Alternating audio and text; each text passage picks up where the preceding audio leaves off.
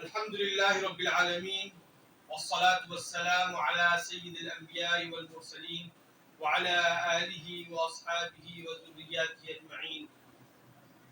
أما بعد، فقال رسول الله صلى الله عليه وسلم: الدنيا دار من لا دار له ولها يجمع من لا عقل له.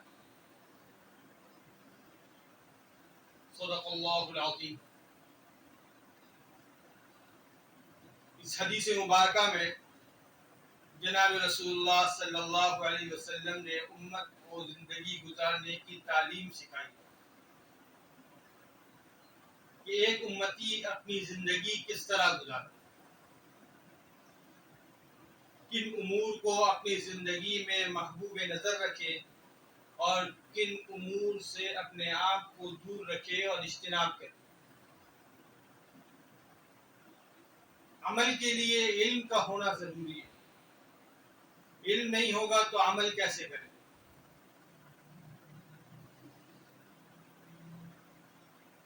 تو بعض لوگ ہم میں سے وہ ہیں کہ جو اپنے گھر بار، بیوی بچے، تعلقات، دوستی یاری، کاروبار، ملازمتیں، نوکریوں میں اتنے زیادہ مصروف اور مشغول ہیں کہ ان کی حالت یہ ہے کہ رات کو جب سوتے ہیں تو انہی کے قصے کرتے کرتے سو جاتے ہیں اور صبح اٹھ کر دوبارہ انہی کی باتوں سے دن کی ابتدا کرتے ہیں. ایک اہم فریضہ نماز کا تقریباً ان کی زندگیوں سے ختم ہو چکا. فجر کی نماز غفلت میں سوتے ہوئے گزر جاتی ہے. ظہر کی نماز کاروبار میں، آفس میں نکل جاتی ہے. عصر اور مغرب واپسی کے راستے میں ختم ہو جاتی ہے، قضا ہو جاتی ہے. اور عشاء کی نماز تھکاوٹ کی نظر ہو جاتی ہے. حالانکہ سوتے نہیں ہیں عشاء کے بعد، فوراً جاگتے رہتے ہیں دیر تک، لیکن تھکاوٹ کی وجہ سے عشاء کی نماز نہیں پڑھتے.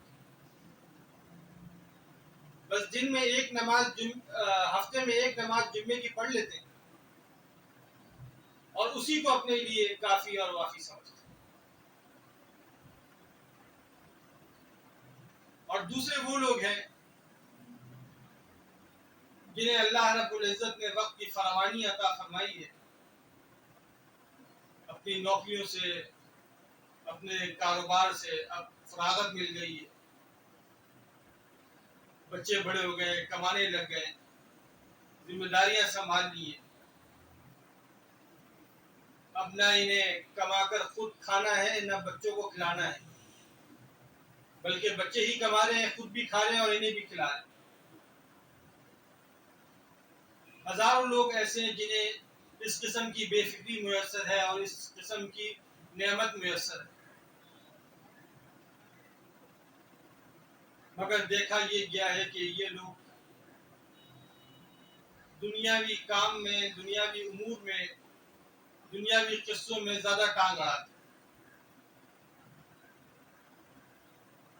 ہونا تو یہ چاہیے کہ جو عبادت جوانی میں مصروفیت کی وجہ سے، مشغولیت کی وجہ سے یا غفلت کی وجہ سے رہ گئی، تو اب اللہ تعالیٰ کا شکر ادا کریں کہ اللہ تعالیٰ نے اتنی بڑی زندگی عطا کی ہے، اتنا بڑا وقت عطا کیا ہے، 2 سال، 3 سال، 5 سال، 10 سال. تو اس وقت کی قدردانی کریں اور اس نعمت کی قدر کریں اور وہ عبادات جو جوانی میں نہیں کر سکے ان کو کرنے کی کوشش کریں. اپنے ایک ایک لمحے کو قیمتی بنائیں، کثرت سے نوافل پڑھیں، ذکر اذکار کریں. تہجد کی نماز جوانی میں اکثر رہ جاتی ہے، اس کی پابندی کریں، ذکر اذکار کریں، تلاوت کریں، مسجدوں کو آباد کریں. خواتین گھر میں دینی ماحول پیدا کریں. جوانی میں بچوں کی ذمہ داریاں ہوتی ہیں، ان کو اٹھانا، ان کو نہلانا دھلانا، کھلانا پلانا، اسکول بھیجنا. ان میں اکثر ان کی نمازیں قضا ہو جاتی ہیں، نمازیں رہ جاتی ہیں، عبادات رہ جاتی ہیں. تو اب وہ عبادات کریں. اگر اب بھی وہ عبادت نہیں کریں اور بلکہ اس وقت کو اور اپنی آخرت کے لیے خرابہ بنا دیں تو یہ بہت افسوس کی بات ہے.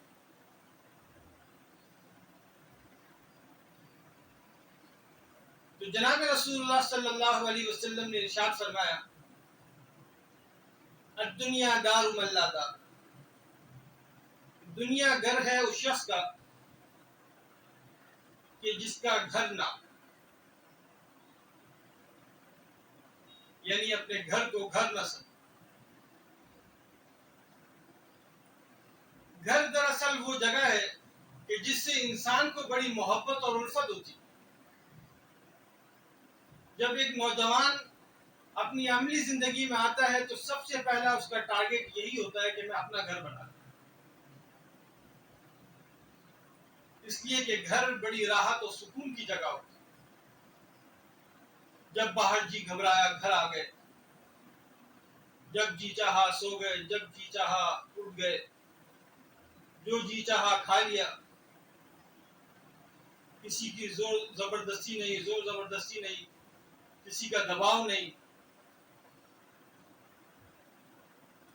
تو گویا ہر وہ نعمت جو آدمی کو مرغوب ہوتی ہے وہ تمام نعمتیں گھر میں اللہ رب العزت نے رکھی.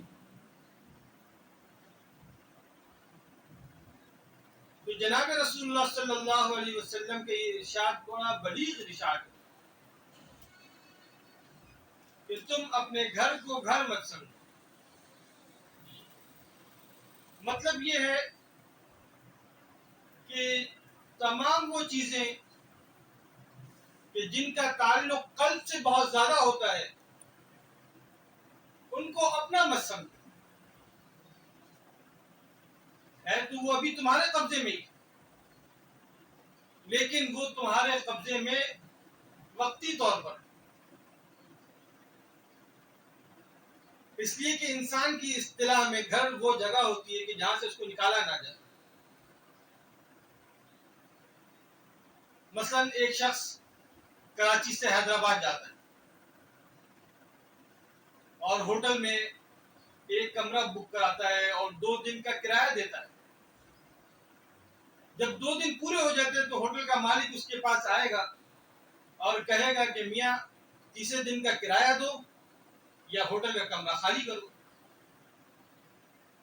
اب اگر یہ شخص یہ کہے کہ یہ ہوٹل میرا ہے تو مالک کان پکڑ کر باہر نکال دے گا.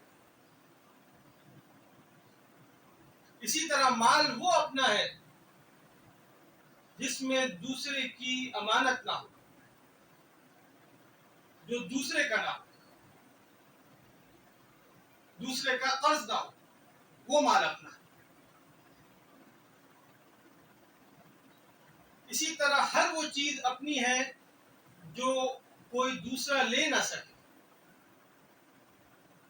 لیکن انسان جب غور کرے گا تو اس کو معلوم ہوگا کہ اللہ رب العزت جس وقت چاہتے ہیں یہ تمام نعمتوں سے محروم کر دیتے ہیں، موت دے کر تمام چیزوں سے محروم کر دیتے ہیں اور دنیا سے نکال دیتے ہیں. اب نہ گھر اس کے ساتھ جاتا ہے قبر میں، نہ مال و دولت اس کے ساتھ جاتے ہیں، نہ بیوی بچے گھر میں اس کے ساتھ جاتے ہیں. یہ تو موت کی حالت. زندگی میں بھی ایسا ہی ہے. زندگی میں بھی ایسا ہی ہوتا ہے کہ بہت ساری چیزیں، بہت ساری نعمتیں انسان کے سامنے ہوتی ہیں. مثلاً کھانا بہت بہترین لذیذ کھانا اس کے سامنے ہے اور اس کا جی بھی چاہ رہا ہے کھانے کا، لیکن اللہ رب العزت کا فیصلہ یہ ہے کہ یہ کھانا یہ شخص نہیں کھائے گا، یہ کوئی اور کھائے گا. اس کے پیٹ میں درد ہو جاتا ہے. جو کھانا تھوڑی دیر پہلے یہ بڑی خواہش سے کھانا چاہتا تھا وہی کھانے کو دیکھ کر اب ہاتھ پیچھے کر لیتا ہے. یہاں تک کہ وہ صفات جو انسان کی ذات کے ساتھ متصل ہوتی ہیں وہ صفات پر بھی انسان کا قبضہ نہیں ہے. ایک آپ دیکھتے ہی ہیں، ایک ذہین فتین عقل مند نوجوان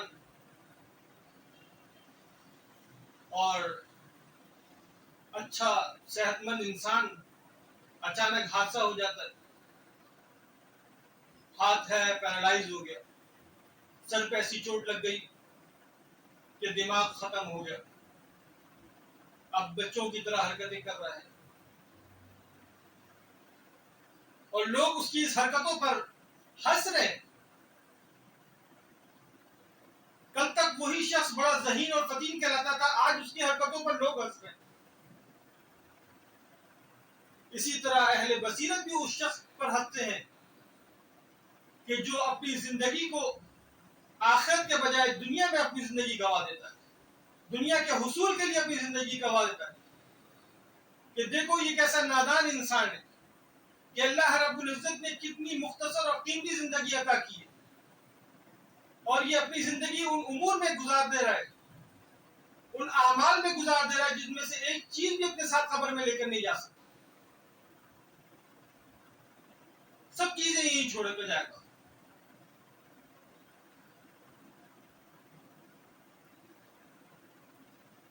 حدیث شریف میں آتا ہے کہ انسان کہتا ہے یہ میرا مال ہے، یہ میرا مال ہے۔ اللہ تعالیٰ فرماتے ہیں تمہارا کیا ہے؟ جو تم نے کھا لیا وہ ختم ہو گیا، اور جو تم نے پہن لیا وہ پرانا ہو گیا، اور جو تم نے صدقہ کر دیا کسی کو دے دیا وہ تمہارا ہے۔ دنیا میں انسان کا سارا فوکس کھانے اور لگانے پر ہوتا ہے، صدقہ کرنے پر نہیں ہوتا، اور جو صدقہ کرتا ہے وہی اس کے لیے رہ جاتا ہے، باقی چیزیں تو ختم ہو جاتی ہیں۔